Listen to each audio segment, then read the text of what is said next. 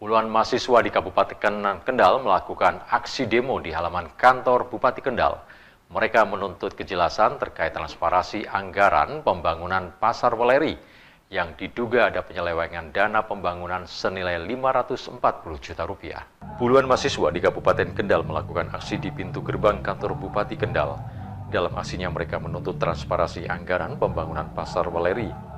Menurut peserta aksi, pembangunan Pasar Weleri telah selesai dibangun namun hingga kini belum dibuka. Belum ada tanda-tanda keseriusan pemerintah dalam membangun ekosistem pasar kembali. Sampai saat ini, Pasar Weleri yang dibangun megah tidak kunjung ditempati para pedagang. Itu karena sejumlah pedagang sudah mendapat tempat berjualan di lokasi terminal Kol Weleri.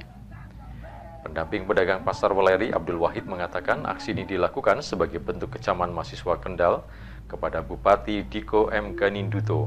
Pasalnya selama Bupati tidak pernah membuka ruang diskusi atau menyerap aspirasi rakyat kecil.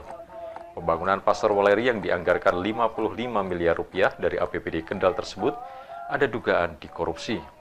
Selain temuan BPK, pelaksana proyek yakni PT Cirmander 777 saat ini tersangkut kasus korupsi di KPK.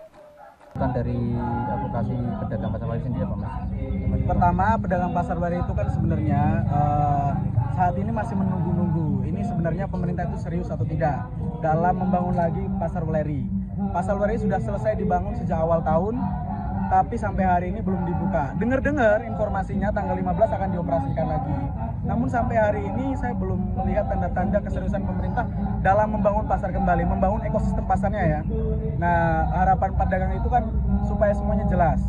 Alhamdulillah kemarin kami sudah bertemu dengan Dinas Perdagangan, beberapa sudah jelas, tapi beberapa lagi mereka tidak bisa menjawab. Salah satunya adalah dugaan penyelewengan, yang mana menurut Dinas Perdagangan, penyelewengan sudah ditemukan.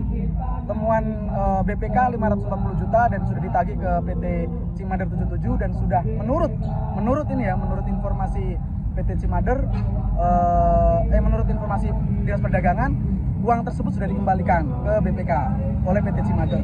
Nah, dari sini kan menguat dugaan-dugaan yang lain. Bisa jadi ini. Ada dugaan-dugaan yang lain, ada indikasinya serupa yang terjadi di Kota Semarang. Hal senada dikatakan Ketua IMM Kendal, Naufal Abdul Afif. Menurutnya, pembangunan Pasar Weleri agar segera dilakukan audit investigasi secara independen, sehingga bisa terungkap jika ada penyelewengan dari pembangunan Pasar Weleri.